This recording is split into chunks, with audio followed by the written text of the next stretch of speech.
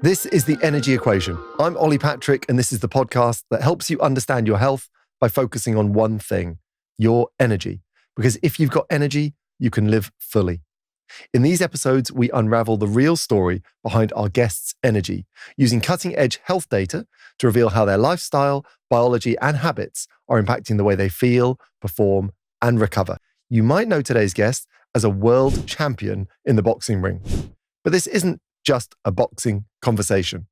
Away from training and fight nights, Chris Billam-Smith is a family man. He's navigating work, recovery, and fatherhood. And we're going to uncover how he's learning to show up at home just as much as he does in the ring. Welcome, Chris Billam-Smith, to The Energy Equation. Chris, welcome to The Energy Equation. Thanks for having me. I'm excited to get into things and look at the data. I think you're a data man, and we've got so much data to get into, but we can't start with the data, Chris. We've got to start with you.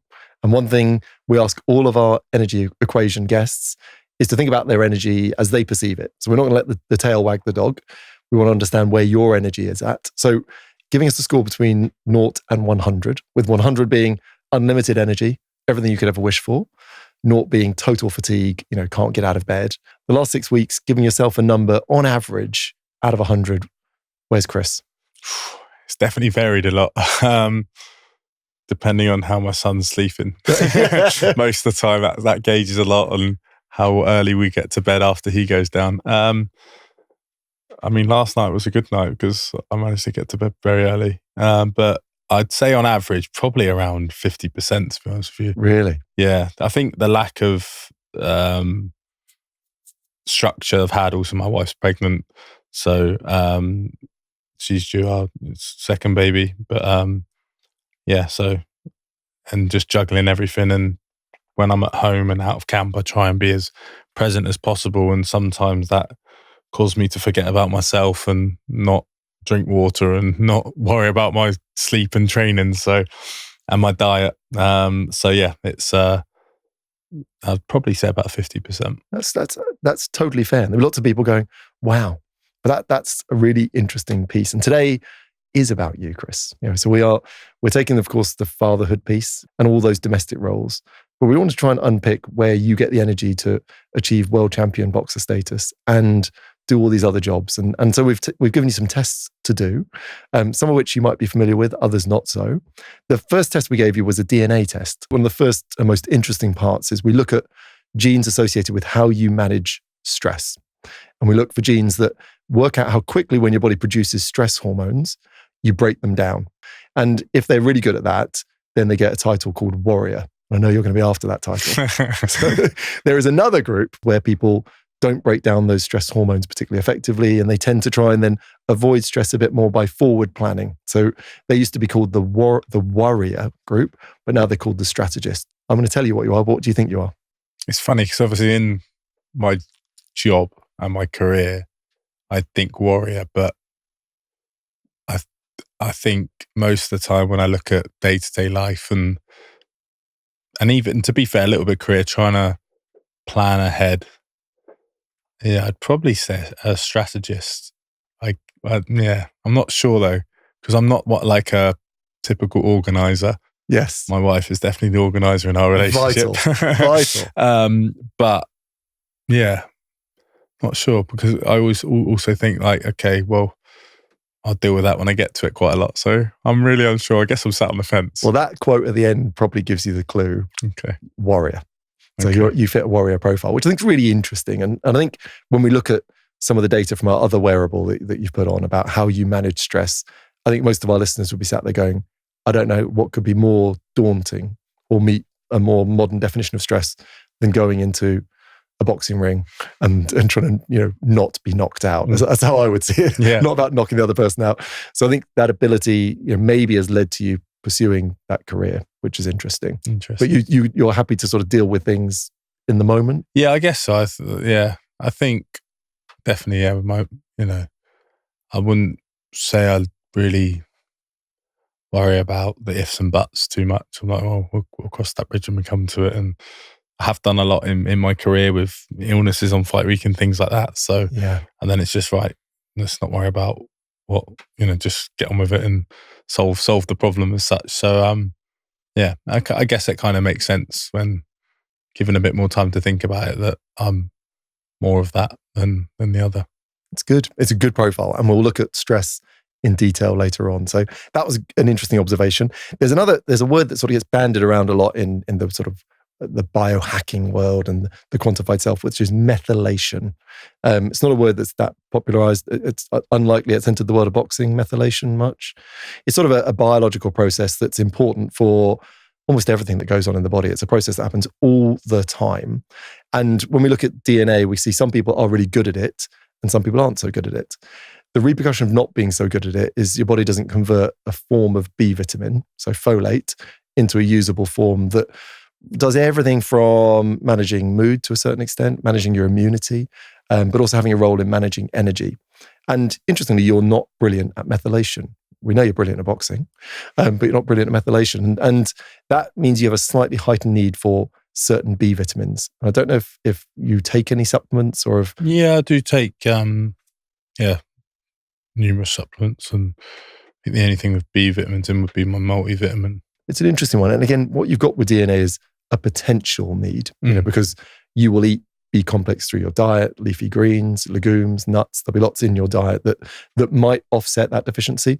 But it's something that just becomes relevant when we think about its role in certainly immunity. And I think was it before the Richard Riakporhe fight that you were unwell? No, the Lawrence Coley fight. The Lawrence Coley fight. Okay. And then, I mean, that your immune system must be terrifying as a boxer. Yeah. I mean, talking of data and what you can and can't do with it is, I had on my Whoop, I had a 1% recovery on the Wednesday of fight week. No. Yeah, 1%. The lowest I've ever had.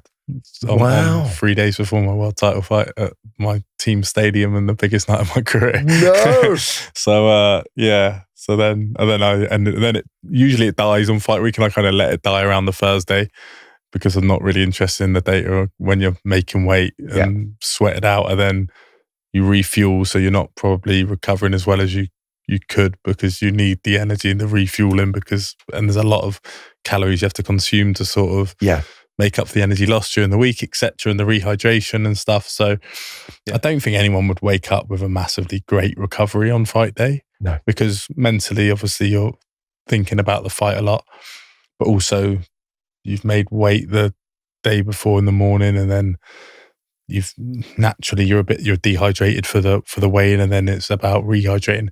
I think by the time, it'd be interesting if you had that data, or like had a recovery not after a sleep, just up to the fight, because I think by the time the fight comes around, you're in a lot different place than what you are when you wake up, if that makes sense. Yeah, totally. Because I'll have a nap in the afternoon as well, so I'll wake up, say with that 12%, and then I'll try and get a nap in 1-2 p.m. as well that day before the fight, or at least lie down for an hour and just switch off. Yeah.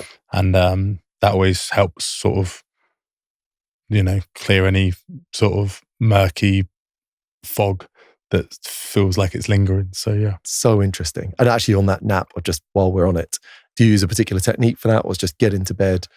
I've spent years helping people truly understand what fuels their energy. And when it comes to daily energy recovery, I always start with better sleep, which is exactly what 8 Sleep delivers. 8 Sleep's Pod 5 is a game changer.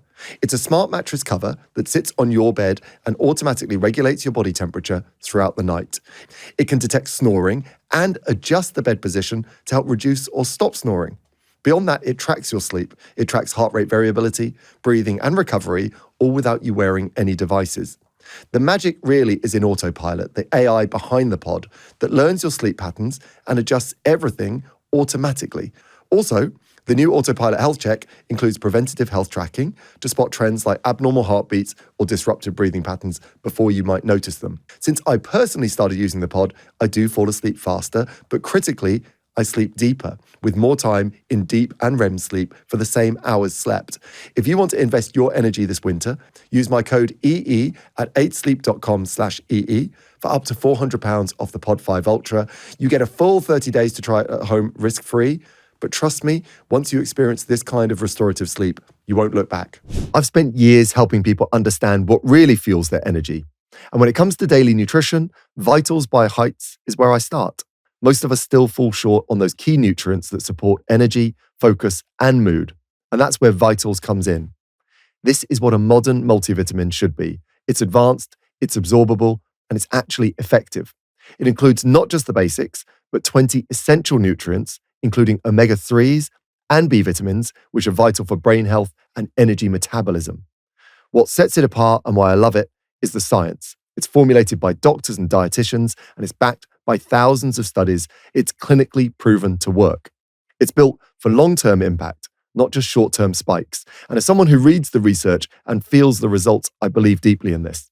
In fact, I believe in this product so much, I've joined the Heights team as their Chief Energy Officer because I believe they're setting a new standard in supplementation.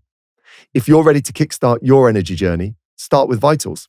Get 20% off your first month at heights.com/EE or use the code EE20 at checkout. No, just get into bed, do some breath work, and just try and just switch off. It's impossible because you're hours away from a huge, my whole career, we don't have, it's not like football, we don't get matches every week. Now at the moment, I'm on 2 fights a year. So twice a year, I have this day of where I need to perform at the best of my ability.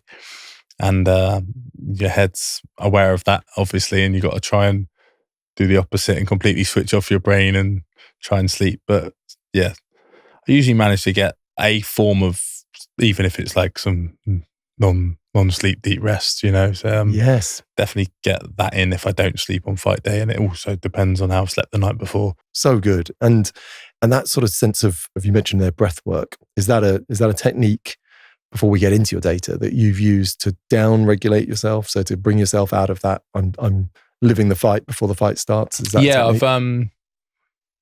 we've got a breathwork coach that I use called Greg Meehan. He's worked with a few fighters now, and we do everything we do breathwork training, whether that's with a mask or breath holds whilst we're running or walking or whatever we're doing. Sometimes we'll do a circuit with a mask on, and it's not like an all-out circuit, but it's just sort of just reducing the oxygen whilst you're getting your body moving. But we'll do ramping up protocols to get ready for a sparring session, but then I'll also do down regulation stuff. First time I did the down regulation stuff with him, which he just called like a cortisol dump, I fell asleep in the gym floor when everyone's like punching the bags and everything. I was just on a mat, and I just finished my training session. First time I ever did it, I fell asleep, and it's like really loud in the gym. Obviously, everyone shouting and hitting the bags and doing this. I fell asleep on the gym floor. I texted him. I was like, "Mate, that down regulation's good." And I was asleep on the gym floor, just on a mat, and it was that one's a very good one to use. That is amazing. And for those people at home, because they may not be getting ready for a fight, but I think that ability. And when we're talking about down regulating, we're taking our body's alertness and ready for stress, and we're reducing that alertness. So we're down regulating the stress response. Yeah. What particular techniques? Was it extended exhalation? It was just some inhales and exhales, like timed, and then box breathing, and then back to inhale, exhale, and just do that for. I think that first one I did was like 3 to 5 minutes, and I was away. So good. So, box breathing, I was always told. So we breathe in for 4, hold for 4, breathe out for 4, and then hold for 4. And I was always told that was used by the SAS, as part of it. And then I had Billy Billingham from the SAS on this show. He said he was never taught that in his life. Oh, really? It totally ruined me. So I've been spreading that rumor for years, but it certainly works. Yeah. I think it's most people's first sort of, I guess, if they go into breathwork, it's kind of the first thing you learn, right? It's the sort of entry level, but it's phenomenal. Well, I could talk about breath all day, but I want to get back to your DNA. So again, within your DNA, something that may not surprise you enormously. We look, because boxing is such a phenomenally athletic sport, and we'll come to that when we think about fitness, and we'll discuss that later. But in your genes, we look for your predisposition to adapt to strength and power training, and your predisposition to adapt to endurance or cardiorespiratory training. And you have a mixed profile. And that's where you might expect to be. And does that feel fair that you're a good endurance athlete, you're a good power athlete? Yeah, I think so. I think I've had to work on the strength power stuff because as a kid, I wasn't a strong kid. I was always a fit kid in terms of I'd do every sport and give it 100% and would just not stop running and all those sort of things, but was never that strong. I only started lifting weights probably in my 20s, I think. Interesting. So yeah, just I feel like definitely over the last sort of 10 years in particular, really felt like I've grown into it. But I was always a late developer as well, so that would sort of I guess come into play. But yeah, I think it never interested me strength work. It playing the sports and getting out of breath is what interested me, whereas gym work never interested me when I was younger. But now I love it. All the whole everything to do with fitness I love, whether that's strength or cardiovascular stuff or whatever. When we look at your DNA, that's your adaptability. So it's going to, when you give your body strength training, it will adapt nicely. When you give your body endurance, it will adapt nicely. And we've got some results for both of those. We also see when we look into your DNA that you've got 2 copies of the gene that's involved in sort of explosive power. So it's called the ACTN3 gene, the gene that's quite common with sprinters. It doesn't mean you're going to be fast, but it means you've got a propensity to lay down the fast twitch muscle fibers. So that could play into why, again, punching speed, power, etc. And from a speed point of view, were you quick when you were younger? I was okay as a kid, and then my parents took us traveling when I should have been at school in year 7. We went traveling for 8 months, and I came back and I was quite I'd put on a lot of weight. And then in secondary school, all my mates, I didn't play football at all when I was in Australia or just BMXing all the time. All my mates, like through secondary school, just ripped out of me for being slow. Yeah. And so yeah, but I definitely beat them all now, so that's all right. But yeah, so it's a little bit surprising. I was never the fastest at school or anything like that, even when I was younger. But I've always been a decent athlete in any sport. I just love sport. So well, and that's again, it doesn't mean you're going to be instantly the fastest, but it means when you train, speed training will cause an adaptation for you. So that could play out to where. And I think in boxing, hand speed wise, I've always focused on speed when I was an amateur and got pretty decent speed, hand speed for my weight division as well. So very good. Well, these are just some of the insights of why you might be who you are. But I want to look at who you actually are with the other monitor. And we'll sort of tease back into DNA as we go through. But the other monitor you wore is something you're more familiar with, which is it's measuring heart rate variability and looking at a multitude of things. But we're drawing into 3 definitive areas: a score of your sleep over the 4 days effectively you wore it, a score of your balance between stress and recovery, and a score of your movement and your fitness levels. And I'm going to sort of give each of those a score out of 100. And we're going to start with stress. So on the days you wore it, and again, we've got to bear in mind the days you wore it. I'm trying to remember the days I wore it. Yeah, well, you can come with excuses in a second. So you scored 66 out of 100. And that's high stress then? That's actually, so 100 is ideal. Oh, okay. Yeah, and that would reflect the right balance between time spent where your body's anticipating threat and time where your body believes truly it can go into calm. Now, you're familiar with wearables. So what we're looking at is how often your body is in parasympathetic tone, and the nervous system that restores energy, drives digestion, drives immunity is prevalent, and how often over those 24-hour periods your body is ready through sympathetic nervous activity for the encountering of stress. And you're spending a little bit too much time ready for a fight. Just a little bit. Does that feel... bear in mind we're with a toddler, yeah, definitely. I think that's fair enough. Yeah, would make sense for me. Sort of aware of situations, and in terms of like just we've got to sort this out, we've got to do that, and yeah. That's a perfect description. And then, with another baby on the way as well, that's probably always lingering in the background, that level of stress as well. And I think that's a great description, because it's you're encountering stress at a level most of us can't imagine. I would be fascinated by a ring walk and early rounds, but there what you're describing is not so much too much stress, but you're constantly on guard. And is that how you feel as a father? Yeah, a level of it, and it's not necessarily on guard in a safety thing. It's just trying to keep everyone happy. And my toddler's got a young boy. He's 3, and everyone says about boys being energetic, but then there's Frank, my boy, and he's next level energetic.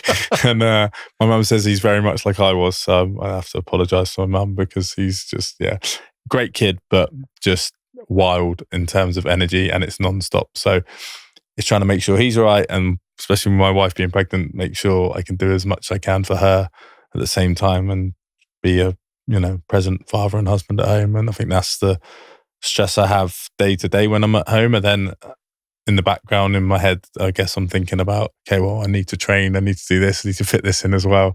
And then once I get to that mode, I'm like, okay, well, I need more sleep, I need to eat better, and that's going off in my head. So I think I've done like a little questionnaire, and it speaks about being like basically perfectionism. I think that's something I definitely teeter with at times and have to deal with, because through my career it kind of makes sense. Sort of get paralyzed at times. If it can't be perfect, then what's the point of doing it? Yeah. I've got a lot better at dealing with it. And I kind of did this questionnaire probably 6 to 9 months ago. So it's interesting. Yeah. And where would be an example of that perfectionism being a hindrance to you? I think probably the constant stress in my head and not being able to switch off, because I'm always thinking about getting better. And that's as a father, a husband, an athlete, a human. Like, I'm always thinking, I could have done that better. It's down to stupid things like not letting someone cross the road or letting someone out of a junction. Like, I think about that if I'm driving along and I haven't let someone go, I'm like, I'll say it to my wife that I probably should let them go. Like, that's always going on in my head. So I think, and then that obviously goes into my career, how I speak to my wife, my son, how I deal with situations. Every moment I probably analyze too much. But yeah, I think that is that constant stress in my head. And since learning that 6-9 months, which is a great observation, and you'll know by now that's probably given you as many benefits as it's caused problems, particularly as an elite athlete. Yeah. What have you learned that, because interestingly, when I've got your measurement of stress and recovery, I've got slightly too little recovery on the days, I'd like a little bit more, but there are little bursts of recovery in the day. And there was no, I was sat there going, what's going on with Chris? 'Cause I couldn't work out it's not 11 o'clock every day. It's not 12 o'clock. It's not, there's sort of one day there's a little bit of recovery at 2:30. Next day there's a bit at 9:30 in the morning. There's no rhythm to it. But what if you need to find a way to quieten that perfectionist voice or bring yourself into calm, what do you do? Mentally, I'd say, I enjoy playing guitar and stuff, which kind of brings me a bit of equilibrium, I guess, in terms of get us out of my own head. Yeah. Love that. And music and stuff. But did you play it on the days you wore my thing? I would have done, yeah. I've played it every day last few weeks, especially since I went to the Oasis gig. Yeah, too good. So yeah, I've been playing quite a lot recently. But yeah, then I think depending how my son sleeps, we'll try and squeeze in naps where we can. So there might have been a few naps in there. Can't remember. Could be, or at least just downtime of just, okay, all the jobs are done or whatever, and I've trained, and then I can just switch off. Beautiful. Oh, it's amazing. I think, is there a chance we could see a Chris guitar solo ring walk? Has anyone ever done it? I don't think anyone's. I'd be really hard with boxing gloves on. But no, I don't think I'll ever get to that level whilst I'm still boxing. Need to finish boxing so I can learn how to play guitar properly. That is brilliant. Well, and again, having those techniques is great. And I think we can probably relate to that in terms of everyone looking for their pocket of recovery. Could be guitar, could be a nap, could be escapism. From a stress point of view, you didn't fight in the time that you wore our monitor, but it feels an unimaginable stress getting ready for a ring walk for a world championship fight. For those people who will never face that, how does that stress manifest, and what did you do to buffer it? I think ring walks, when you get there, that's the calm bit. Like, because all my stress is in the preparation, because I like to control what I can control, and I can control the preparation and control everything, and then all the stuff before fight night is what sort of determines fight night. So that's the big chunk that matters. Then on fight night, it's the easy bit. You just got to go out and put everything together, but you've got all the ingredients, right, to to make for the recipe you need on fight night. And that for me is I find that bit easy. And then once you'd won, could you then absorb? It looked like you were in the moment. Yeah, I mean, I had so much emotion around that time. Anyway, my mum had cancer at the time. My boy would turn 1 the day before, and it's just so many different emotions. Ill on fight week, so much stuff was sort of just amalgamated into just different emotions all poured out. I was happy, I was sad, I was lots of things, but just pure elation, relief that I'd achieved my dream. My wife climbs in the ring. She's never ever climbed in the ring before or since then. But she's just climbed in the ring. My son's just turned 1 the day before, and I promised him that I'd get my world title for his first birthday. So it's just a phenomenal feeling. It's too good. Too good. Shivers down the spine. Yeah. And I suppose once you've achieved something like that, we look at stress and we often attribute the word grit, and grit, that ability to persevere for a long-term goal, a long-term goal with passion. Mm-hmm. And what we often find with people with higher grit have reduced stress because it's a bit like, well, if I can do that, this isn't so bad. Did you see a change in your ability to manage pressure once you'd won that world championship? Was there a different Chris in terms of how stressed you got at the small things, or was there no real after effect? I think there's a level of confidence that comes with that. Like when you do that, it's like, okay, well, you have a faith and a confidence in yourself and you trust your instinct. You're not deluded. Yes. There was definitely a level of that. And like, I definitely feel like especially because I was ill on fight week, if I can overcome that, I can overcome anything. And Ellie Scotney, who's in my gym as well, she won a world title 2 weeks after me and felt ill about 10 days out from her world title fight.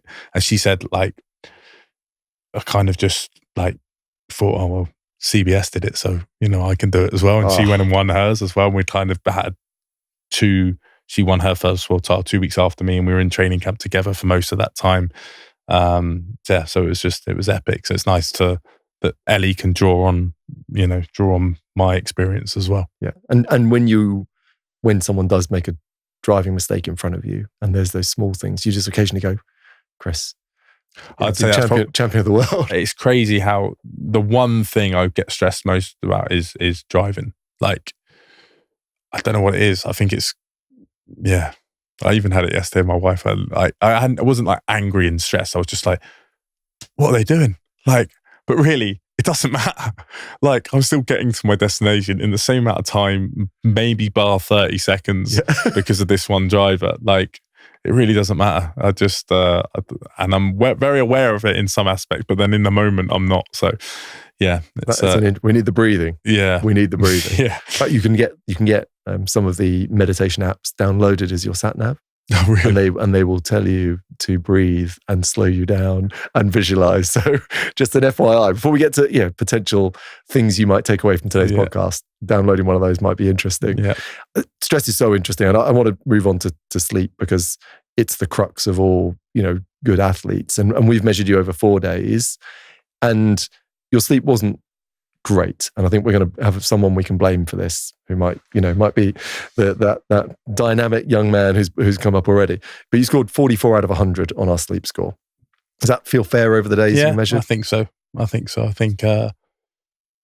with him, and there's things at the moment where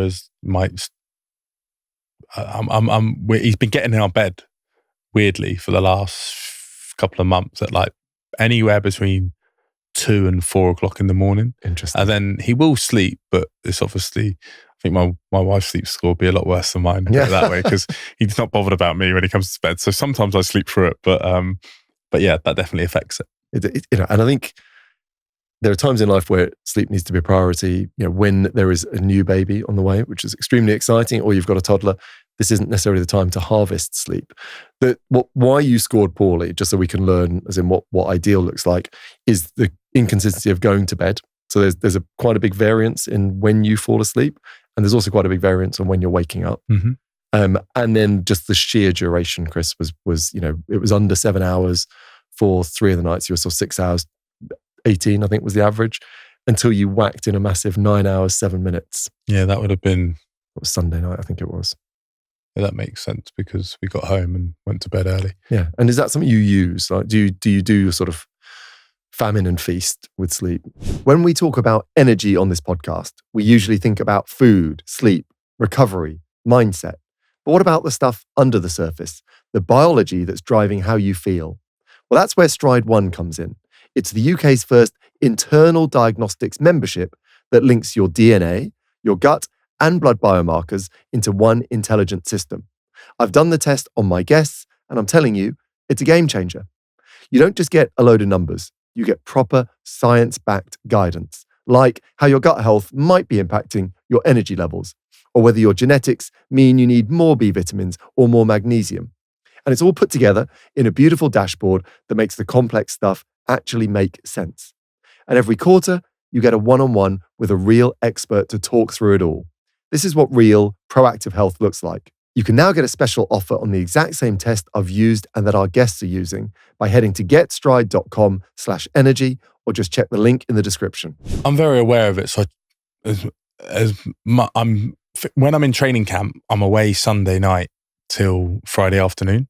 Yeah. So I'll go up to London and my sleep in training camp is much better. And how many weeks will that be for? 10 minimum. So 10 weeks, you're away from Sunday to Friday. Yeah. And then my sleep is, always above 7.5 hours, anywhere between 7.5 and 9 hours, really. And have you got a sweet spot? So have you got you're in a hotel then, or you're in an Airbnb? I've been in a flat in London. Yeah. Right. So you've got a controlled environment. So you're in a camp. Got my 8 sleep mattress, which I got probably 18 months ago now. Okay. So tell our listeners what that does. So yeah, I got 8 sleep mattresses. So it's like, I say mattress, it's not a mattress. It's a mattress topper, which you have the little pod at the side, fill it with water, and that will cool the mattress, or you can set it to the temperature you want. Yep. Underneath your actual mattress, they've got the adjustable hydraulics. Yes. And that adjusts if it notices you snoring and things like that and puts you in the right position, which is mind-blowing. I don't know how it's done or anything like that. But I know that the flat in London was ridiculously hot. It was like a ground floor flat in a new build, but it was just so hot and there was no windows. There was only doors, and I didn't really want to leave my door open out into the little courtyard we got on a road where anyone could come in. Anyone could come in, or even noise, which affects my sleep massively. So yeah, I had that and would set it to sort of 19 degrees, the mattress, and it improved my sleep. It probably gave me an extra half an hour to 45 minutes a night, I reckon, on average. Incredible. And just the quality of sleep was much better as well. So interesting. It was really massively helpful. And when it's hot, we've had a good summer, but I've been home and I haven't got it back home. I've just got it back home now, but I need to set it up. I mean, today will probably inspire me to get home and set it up after hearing my sleep score. So it's a great piece of kit, and they're not cheap, but with work, it's paramount. Sleep and recovery is the most important thing. You can do all the training you like, but if you're not recovering properly, you're not getting the benefits. And sleep is the best recovery tool. That is brilliant, and the easiest and cheapest, apart from buying the bed. And it works on that science that to go into quality sleep, you've got to drop your core temperature by about a degree. So lots of people think of getting an electric blanket. It's the opposite of that, isn't it? So it's going to drop your core temperature and measure your sleep. And so when you've got you've got the 8 sleep, which means you've got a cooler bed environment, you're getting longer sleep. What's your ideal then? So you're in camp. When would you go to bed and when would you wake up? I find my sweet spot of falling asleep is around 11 to half 11. Okay. But then I'm home at the weekends, obviously it changes because I get woken up earlier. Yes. So that's where I lack consistency, and my sleep's kind of been thrown over the last few years because of that. Before pre-baby, it was fine. I'd be sleeping anywhere between 11 and 12 till 8 in the morning or 9 in the morning. Halcyon days. Yeah. And then now it's, in the week I can go, and then we're not Shane's, my coach is not an old school coach where it's like, right, you're up at 5 running hills at 6. He's like, we get in the gym 9:30. So you can get up, have your breakfast, and train. You still get the same amount of work in, but you don't need to sort of lose your sleep and compromise your sleep. It's probably more for his benefit, to be fair. Yeah, so he doesn't have to get out that early. Absolute genius. But we always do boxing sessions first as well, because we're fresher. We don't want to, tire ourselves out doing a run in the morning and then go into the quality technical stuff where you need, your full brain capacity and firing. So, that's the way it works. So I can sleep in a little bit later than, a lot of people. I love that. And I think there was always a sort of skepticism over old school practices in boxing, in terms of too much running, not enough interval type training, and seeing the science come in to the idea of, I'll prioritize sleep, I'll do my technical work when I'm least fatigued, and then do my conditioning later in the day is really lovely to hear. Yeah, makes sense. I mean, there's definitely a massive, I feel like it's almost coming back round and then molding together now. I think you had that kind of long zone 2 sort of runs back in the day. They weren't called zone 2 back then, they were called your road work. Yeah. First thing in the morning, people do 5 to 8 miles. I've had many stories of Shane's dad, Barry McGuigan, in the runs he used to do and stuff like that. You need that. And then I think it went too much to specific stuff of 3-minute bursts, 1 minute off, sort of too much intervals. Yes. And now you realize there's a realization now that everything is needed in, especially with the zone 2, banking that and building that aerobic base, I think is really important. Really good. Well, there's a couple of interesting bits on your DNA that sort of relate into this. The first bit is we can sort of work out a propensity for a chronotype. So this idea of, would you be more of an evening type person, which we call an owl, or more of a lark, so more predisposed to waking up early, going to bed early, or somewhere in between. And you've got, a predominance owl basis. So your genes are more predisposed to you waking up a little bit later, which means you probably produce cortisol a little bit later, and your body wants to go to sleep a little bit later, which probably, that bedtime around 11:30 makes sense. It does make sense. And then, so I would be not, if I was first on the timetable, I'd be worse in the first, I'd be better later on, would you say? That's one of the great challenges. So when we look at well-being physiology, you've got high cortisol levels in the morning. So theoretically, all of our sort of elite performance would be better placed in the morning. But for larks, it would be earlier in the morning. And for you, an owl, a bit like me, it would be later in the morning, but still in the morning. Mm-hmm.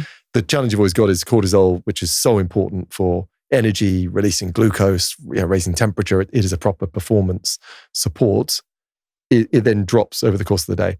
So, on performance days, finding a way to keep yourself with raised cortisol, but not being so much you get exhausted, is that sweet spot. And that is really the trial and error of a coach trying to work out, if that's the time you're competing at, I'm going to try and get your energy to peak in that particular we kind window. of do that the last few weeks, and not necessarily boxing sessions late, but I'll do later runs and stuff like that. And so I'm exercising later on for that sort of adaptation. Yeah, and that sounds note perfect. So the night owl bit is interesting, and probably only would be deeply relevant if you were being asked to get up 2 hours before you felt you wanted to and do your hard work at a period where you didn't have sufficient level of that hormone. So I think that works well, but we'll challenge you with baby number 2 on the way. Yeah.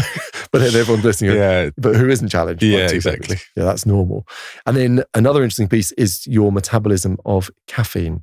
So I don't know whether you use caffeine strategically or you love a coffee. I've gone in and out of coffee over the last few years. I didn't have any for about 5 fights, I think, because I found like I was getting sort of anxious about sparring when I was having it and stuff. And you're dialed in on sparring anyway, and you're very, like I said, there's that perfectionism. I always want to perform perfectly. Yeah.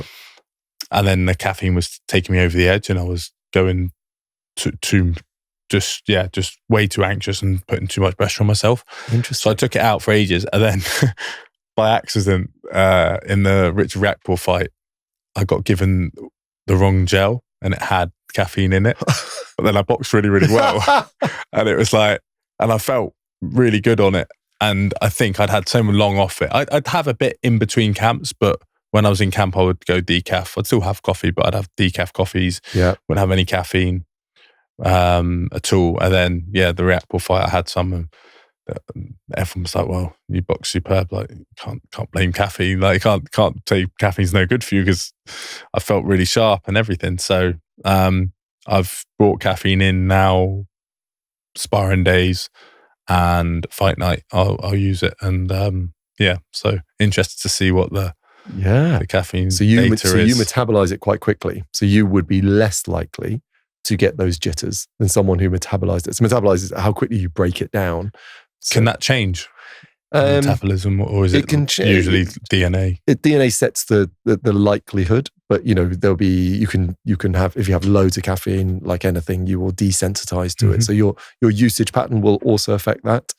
There's been a rise of people who do, even if you detoxify it and metabolize it quickly, you might still get some of those jittery impacts. And we've seen a lot of people adding something called L-theanine, an amino acid, to caffeine, where they can get the stimulant effect without that slight anxiety-inducing impact. So you're seeing a rise of modern pre-workouts and caffeine drinks that say, look, the caffeine, whether you are genetically designed to be good at it or not, if it gives you the jitters, it gives you the jitters.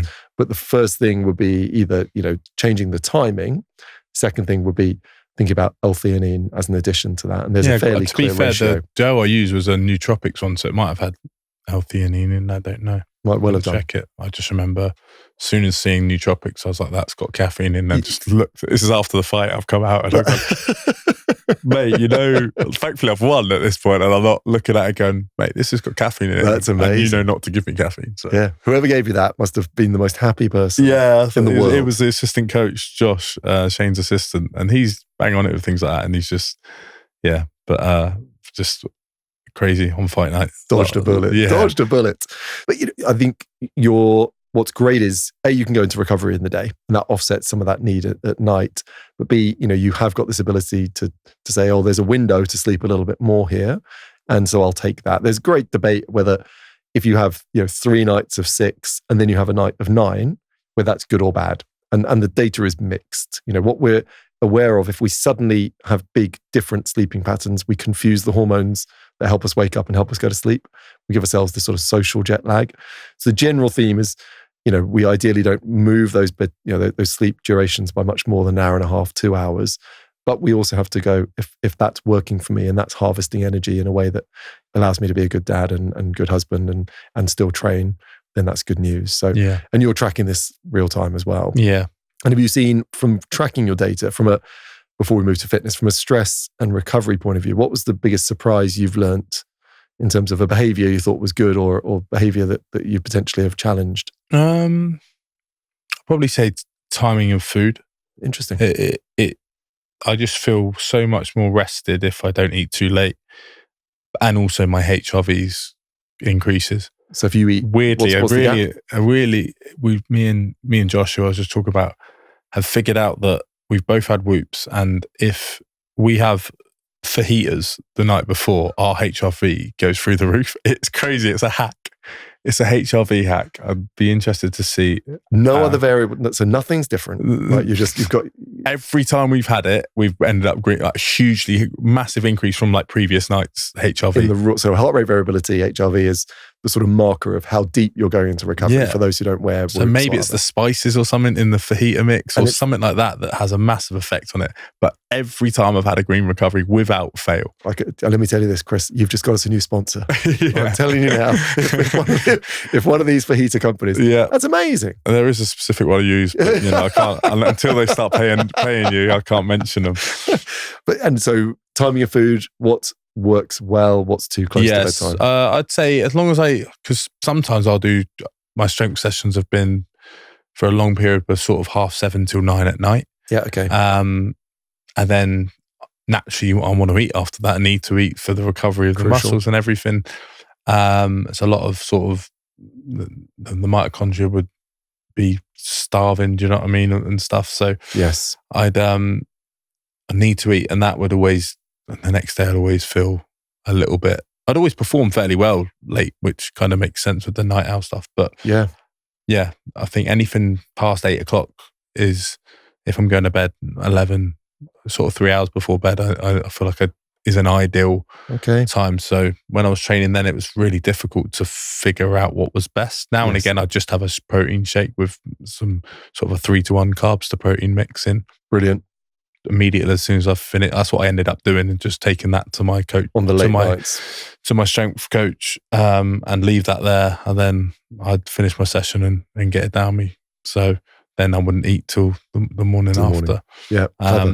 So yeah, tried to sort of control as much as I could, but that has definitely been the biggest factor. And I just feel so much more rested when I've eaten earlier, and the data as well is the same. You know, my sleep's usually better quality, but also my HRV is usually higher as well. I love it. And that's the thing about personalization. Fajita puts me in recovery. 3 hours is better than 2 hours. So basically just need to eat fajitas every night. Fajitas, 3 hours before bed. And the CBS template is coming out and I'm buying it. That's brilliant. I think, you know, from a sleep point of view, we know it's the biggest source of recovery. It's a good chance to move now on to the activity that we're recovering from largely, and look at your fitness and your movement. This is going to be controversial, Chris, because you told me again where you wore the monitor, it slipped off while you were doing some boxing. I'm gutted actually, because I would have loved to have seen you in a boxing session. And actually, we might have some data we can pull on there in a second that's relevant to that. But it slipped off when you were doing your hardest bit of training, probably over the 4 days. Yeah, I did. I wore it we did a run. You did do a run on the Saturday morning. Which I think it was 37 minutes, something like that. Yeah, well, must have tripped out then, because it was a 9K run. Oh, so you'd like to think it was 37 minutes. Well, I wish it was that, but it was definitely 45 minutes. So okay, we were averaging sort of 5-minute Ks. So yeah, we did 9K at that. So and there'll be a lot of people who run who'll think that's impressive for someone who weighs 100 kgs. And some at the moment. Very polite of you, mate. Yeah, that's good engine. Yeah. I was quite pleased with it actually. I'm going to give you your score, but I run the risk of bringing your fight schedule forward. You got 4 out of 100. Right, and I say that only because it missed the boxing session. Mm-hmm. It cut out on this, and we think it might be because you sweat quite a lot during exercise. I'm a very heavy sweater. That's why it fell off during the boxing session. I was 10 minutes in my old amateur club, actually. Yeah. Very small, condensed, hot room with 20 odd people in it. Yeah. So I was dripping after the warm up, and then I think I started moving on the bag for the first round, or shadow boxing or something. I can't remember. I think I had my gloves on still, and then the clips were in the car, and I even tried to stick the stickers back on, and it was just it couldn't happen. Yeah, wasn't happening. We had it once before with Spencer Matthews, who out sweated the machine. And do you find your sweating levels improve as you get fitter? Do you see a correlation with No, I'm just always have been as well, even as a kid, even on my way here on the tube. I'm just dripping with sweat. But yeah, so I have a high sweat rate, and then I'm not that salty sweat. I've had my sweat tested. Well done. A company called Precision Hydration. They're actually based down near us, and they're a really good company. Yeah. And they tested my sweat, how salty it is. It's not massively salty, but just the volume of sweat that I sweat is ridiculous. Yeah. So you use electrolytes to... Yeah. They basically sweat test you, and then they give you personalized dosage. Like the different strengths of electrolytes. So, that's very... And again, we see that a lot of people sort of worry about sweating. It's a very good biological process. You know, as long as you replenish, and you put back in those electrolytes you're losing. So that's brilliant. From a fitness point of view, the data we've got 2 bits of the data. There's how much you moved on those days. And I think, you did 2 definitive sessions. You don't move much. So outside of those, you're having a rest period, clearly. Yeah. You're not, knocking out 20,000 steps a day. A lot of driving as well, I think. And that could be drove 3 and a bit hours to Kent. So yeah. Did you wear it at the wedding? No, because we went for the run in the morning, and then I was rushing to get ready for the wedding. I was a groomsman, so I was rushing to get ready. Had to go back to the house and get ready with all the other groomsmen and Shane. So and then I asked my wife to bring it, and she did bring it, and then she left something in the car, and the car was parked a little bit further away, and I was all suited and booted at this point. Would have been great data, Chris. Would have been great. Would have been would have got more activity level from my throwing some dance moves on the dance floor later on in the night. I think when we think of boxing, lots of people might have tried boxing as a form of them getting fit, because in many ways it is the complete exercise in terms of coordination, speed, power, endurance, strength. But there's also a massive skill base, and the very, very best and the legends of the sport are the best and the most skilled. Like, it doesn't matter however you look at, even you look at Mike Tyson, people think about his power, but his skill level to be able to move his head like he did, which is near on impossible, but to do it for as long as he did, to use his best attributes, which was his power. Yeah. He knew how to maximize his strengths, and that's what he did so well, and he's one of the best. And you look at Floyd Mayweather, you look at Usyk, and you look at the skill involved and the skill they have, that all comes from upstairs, and you can beat the fittest, strongest sort of physical attributes with your brain. Yeah. You don't, which is the beauty of the sport. It's fundamental. It is a skill-based sport. Yeah. Amazing. And on a training camp, when you're sort of in that 10-week block, how many sessions are you putting your body through over the course of the week? What is the training hours daily? Probably 10 to 11 a week. 10 to 11 separate sessions. Yeah. So we do a boxing session 4 to 5 times a week. Yep. There'll be 3 runs involved, 2 strength sessions, and then a circuit, 1 or 2 circuits a week. So yeah. It's probably 100 quality sessions in the camp, getting ready for that fight. Yeah. In the actual crux of camp, but then I usually do 4 to 6 weeks before that, sort of pre-camp of camp. Actually sort of building strength and a bit of fitness up, because the worst thing you can do is go into McGuigan gym and not be fit and ready to take on the load that's about to be put on you. And that sort of links us back into, because that is a big training volume, and lots of people thinking about trying to get 3 sessions in a week, 10 in a week is huge. We look at your DNA for genes that create accelerated recovery, so might down-regulate the inflammation process. So all that damage from those sessions creates inflammation, and you've got a fast ability to down-regulate inflammation. So you are classified as a fast recoverer.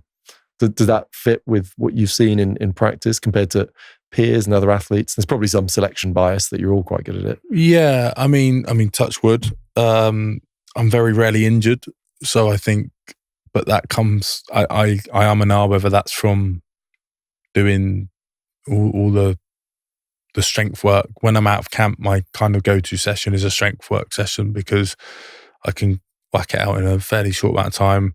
Yeah. It's not mentally daunting in the sense I can play around the weights or something. Yeah. And but I just keep ticking over and stuff like that. And I've spoken to footballers, or even previous footballers, about old Bournemouth players said, "Oh yeah, I think we're quite similar in the mindset and stuff like that." And I was like, "Oh yeah," I was like, "So yeah, like I was always looking for stuff to get better and stuff like that." I said, "Yeah." And I was like, "Did you do a lot of strength?" He goes, "But I was always injured."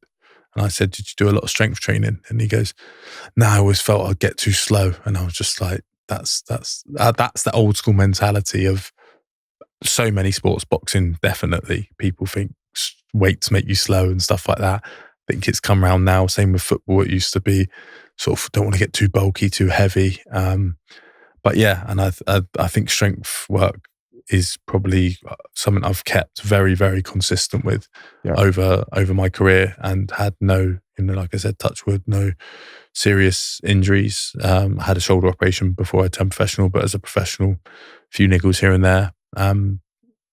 But that's when you're doing 10 sessions a week. Yeah. So yeah, that kind of makes sense. It's impressive, really impressive. So when we think about that strength training part, we're sort of negating the fact you've got this big endurance engine. And one figure we both are interested in is VO2 max. And VO2 max is this objective measurement of cardiorespiratory fitness. Now, you've got a measurement of that, which I'm absorbing into the process today.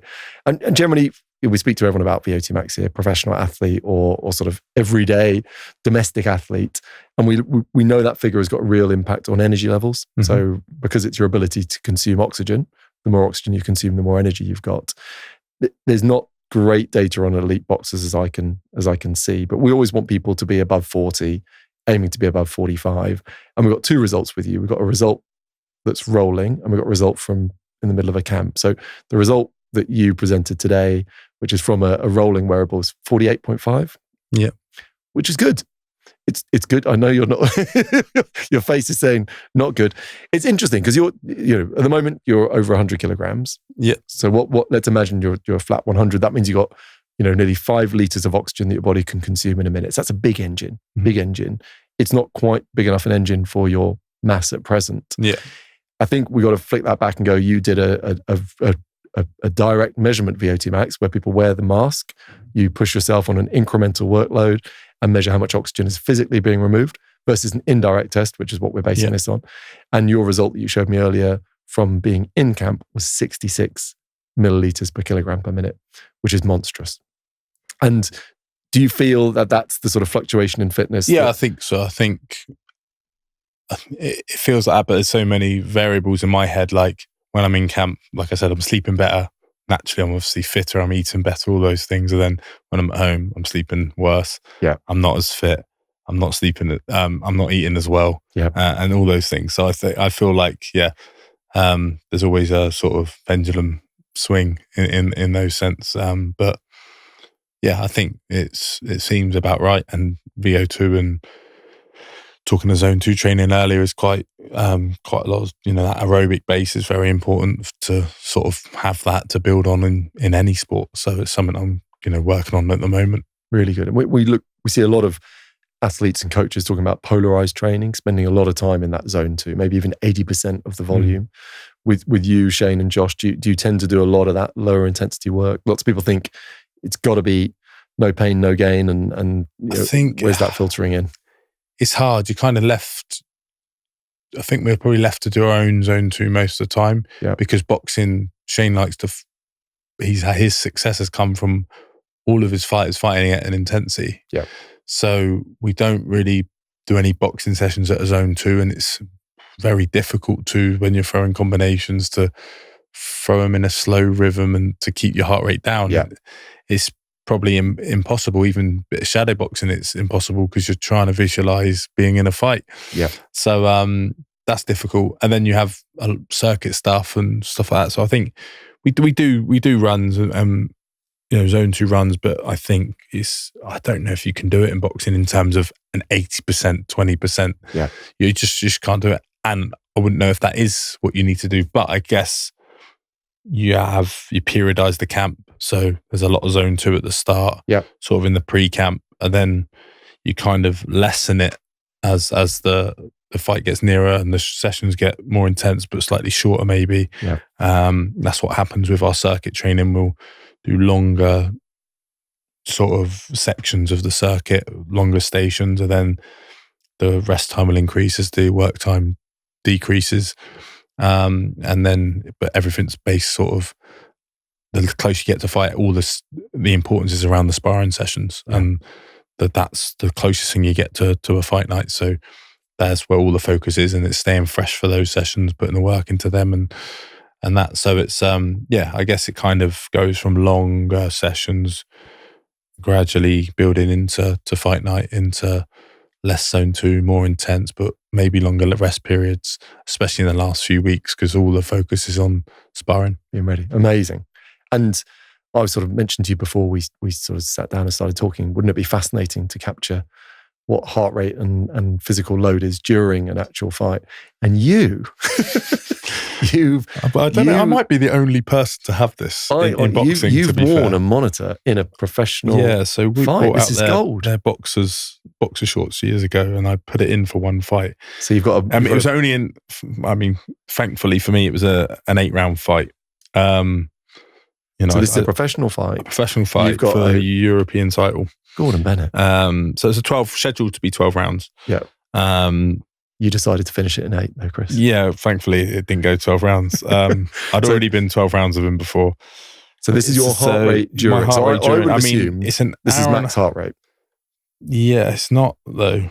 So give us some of the numbers. First round, it goes straight up to where are we? 166. That surprises me. But And have you seen what your maximum heart rate is in training? Yeah, I mean, I think I've been up to 189 this week. This was a few years ago. This was April 2022. But you're in a professional fight here. We have these heart rate classifications, and then you can see the dips here in the gaps. The gaps in terms of in between rounds where it drops, and then the next one doesn't drop as low, and the next one doesn't drop as low. Yes, you can see the fatigue. It kind of just ends up. But my max heart rate was 172.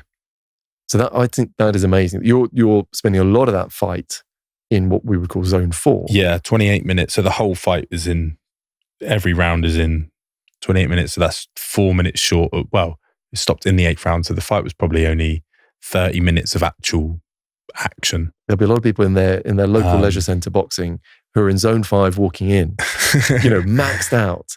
Yeah. I would say that is extraordinarily. Yeah. That surprises me. I just I would have thought you're at max, but you're holding back so you don't gas. I think it depends on the fight. I think the style that I boxed at was like making him move a lot, me sort of pushing the fight, moving forward, closing the gap. There's I guess less movement than some other fights I would have been in, and less footwork because he was more of a boxer. So I had to sort of try and take his attributes away from him.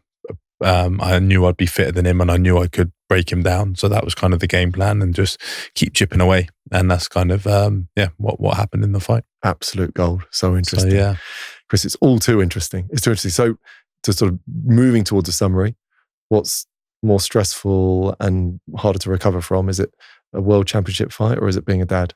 Being a dad. Being a dad's nonstop, and it's a more important legacy as well. I think I want to leave to my children, and when they're, you say you're raising children, but really you're raising adults, that the people you want them to become, that's more pressure and means more to me than anything else. And I think, as fatherhood's changed me massively and my outlook, but I think with my traits and what my career's taught me, I think it's really helped me, try and become a really good dad. And I think parenting's the most important job in the world, is kind of what I realized. And I think someone does something wrong in the world, you can look back at what their upbringings were like a lot of the time, and there's always, I feel like there's always a reason that someone is how they are, or why they react a certain way. And I think, that you can find out a lot from looking at someone's childhood or getting them to speak about their childhood, which is, I guess, what therapy's for in a way. A lot of time it links back to something in childhood, and I think it's a really interesting thing. And I just think parenting and the way kids are taught and how they're brought up and the influences they have is just so important. And it's something that I'm getting into more now with speaking to different people. There's a guy called Alex Blower who's at Bournemouth University, and he's brought out a book called Lost Boys about how education system is not really suited to the sort of, most boys, because just sat in a classroom. And that makes so much sense to me because I hated it. But give me drama and PE, and they're my 2 favorite subjects at school because I'm doing something, I'm physical, and I excelled in those. So it's just, and then I look at my son now and telling you how energetic he is, and I'm like, he can't sit in a classroom for 8 hours a day. Yeah. I'm trying to listen to, I'm reading Alex's book at the moment, and I had a meeting with him the other day, and he's doing lots of amazing things around raising children. So yeah, for me, I think parenting is the most important job in the world, the best job in the world, the most rewarding job in the world. I might not be saying this when number 2 arrives, but I love it. And my little boy I told him a little thing like this morning, just him going, he went to me, I was like, yeah, we're going to drop you off at nursery, mate, then I'm going to London. I'd explained I'm going to London because I'm staying up overnight. And he's like, I was like, oh yeah, I know, you got an up, but only for one night. And I go, yeah. He goes, I'm going to miss you though. And he's 3 years old. And I was just like, that is just the best thing ever. Like, to have my world titles, have all my career, but to have that is just so rewarding. And, but it's still definitely the most challenging, even though it's the most rewarding. More than definitely more challenging. And I think that hits me deep, and a lot of people who've been fortunate enough to experience it will connect with that. I think what's beautiful about the way you present this, and I've heard you speak when you're on the card at probably the biggest fight in the UK this year, the Eubank Ben, and that was a barnstorming event.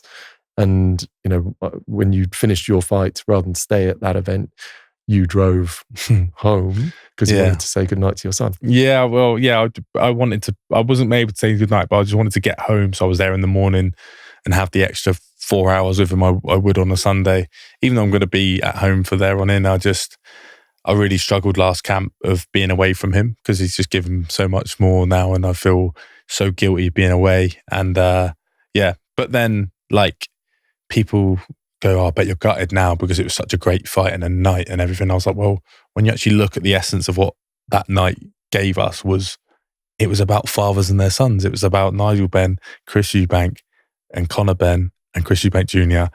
And it was just, it felt so fitting that I'd done what I'd done and listened to the fight on the way home whilst I'm driving on the M25 on the way home.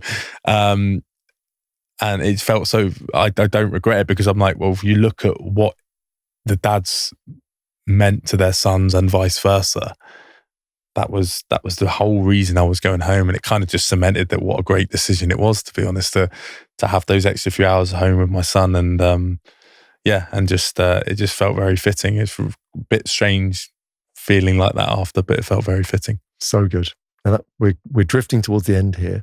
So from a data nerd, you've got great knowledge on all this stuff, Chris. Anything from today that may be useful to you or consolidates what you've always known? I mean, it is interesting, learning about the DNA and kind of what type of person I am. I think I can go home and tell my wife that I'm a night owl. So when I'm up on my phone when she's asleep, she's definitely not a night owl. Don't use me. Yeah, I'm going to use you. Her Just make sure she has to get up in the morning for the next 3 weeks while she's 8.5 months pregnant and we've got a toddler. It's all getting blamed on you. No, it's really interesting, and it kind of it makes sense to me. Certain things make sense to me. I am why I am, and it's plenty of areas that I need to work on. My VO2 max, I kind of knew, and guess it given me a bit more of a kick to get doing it and getting some zone 2s in and building that aerobic base. So good. And when you've got that next fight in the diary, we'll be watching that VO2 climbing. Absolutely. So your overall score, so we give you an overall score, which again is tainted. Chris, I've got to tell you that it's tainted, but it will feature on the leaderboard, and you've got the monitor now. I suspect you're going to spend the next 72 hours like beating the score. But when we aggregate that disgracefully unfair, is this including the? It does include the 4. I can't rule it out. We've had a steward's inquiry about the 4, and it's been ruled in by our producer, who's lurking silently, pretending this is my fault. The overall score is 38 out of 100. But I said I felt 50, so if I'm gritting out an extra 12% there, aren't I? So add the grit in. The grit is going to be 100. I think the reality is your sleep is where it is because we know why it is. Yeah. You've got this beautiful ability to manage stress and pressure, and we didn't capture your fitness and movement. And I think you're out of training camp at the moment, but still adhering to many of the habits and behaviors that have brought you a world championship and from my perspective, hopefully bring you another one. Yep. But it's been an absolute delight to have you on the energy equation. So thanks for coming on. Thank you for having me. It's so great. I love, like you said, I love the data, and really interesting to get everything put into one, not just the wearable data, but the bloods and everything as well. So thanks for having me on. Top man. Good stuff. Thank you. Cheers. Brilliant. So Chris, here you are. Now we're going to create a slight caveat here. You're just going to pop above, as you've noted, 5-time Olympic gold medalist, Sir Steve Redgrave. Yeah. You can't argue with that. And we've put an asterisk on your 38 because there's been an injustice served. There's been an injustice. The monitor couldn't handle your training volume, your sweat capacity. So I think sweat volume would be a better word, yeah. But I think there's a marker that we can improve upon. We've got a fantastic set of results off-season. Goodness knows in camp how good this would be. Yeah, we'll get it up there. But well done. Top man. Thank you very much. Cheers, mate. Brilliant. Thank you.